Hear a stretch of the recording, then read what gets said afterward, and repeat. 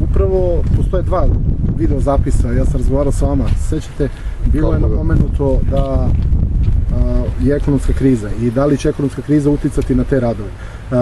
Prošle godine u martu su trebali da budu završeni radovi, danas smo čuli čak i cifru od 210 miliona koliko će da košta ta bolnica. Postoje papiri, znači koji su između ostalog papiri koji su potpisani sa vama, ima i potpis gospodina Bojana Pajtića koji ne pokazuje toliko i imamo situaciju da je prošle godine 83 dana, znači je televizija zabeležila da nema nikog na gradilištu, a da je gradilište bilo otvoreno i da se to uredno naplaćuje, znači Fondu za kapitalne investicije. Ovde sad pričamo o tome da i vi verovatno imate interes da zaštitite novac Fonda za kapitalne investicije.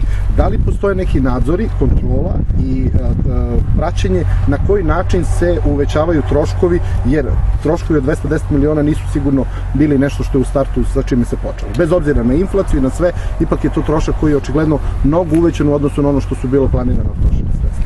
Ja u ovom trenutku ne mogu da vam odgovorim na ovo pitanje koje ste vi postavili. Ja mislim da je odluka bila sama na taj iznos, dakle na 210 miliona umanjeno za 28 miliona nabavke opreme.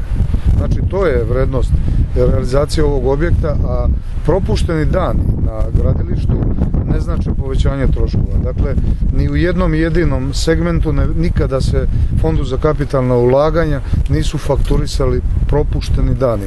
Naprotiv, ljudi koji su izvodili te radove bili su zaista upućeni. Ja zaista i ovom prilikom mogu da izrazim svoju zahvalnost izvođačima radova, njih je preko 480 u Fondu za kapitalna ulaganja koji su i u momentima teške situacije u kojima se nalazio fond sa svojim budžetom, kada nismo mogli da reagujemo i da isplaćujemo na vreme, vrlo strpljivo, vrlo odgovorno i vrlo prijateljski čekali na isplatu. Dakle, nikada nije bilo povećanje troškova time što su dani korišćeni, odnosno dani nisu iskorišćeni za gradnju.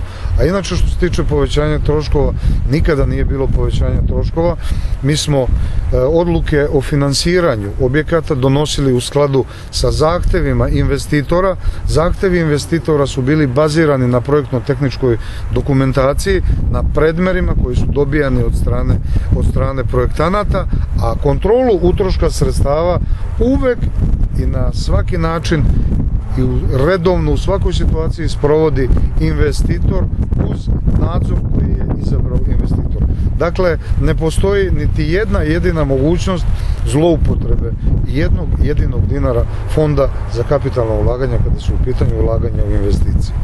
Vrlo lepo bilo slušati